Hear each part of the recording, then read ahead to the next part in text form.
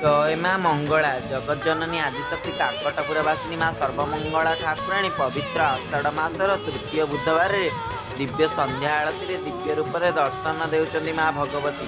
माँ भगवती मस्तक सुवर्ण मुकुट धारण करथिया बेले अन्यान्य अलंकार माँ भगवती सुसज्जित होइछंदी।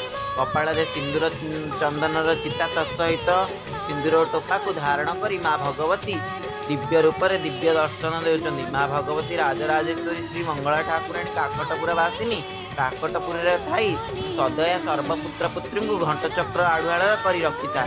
जय माँ मंगला।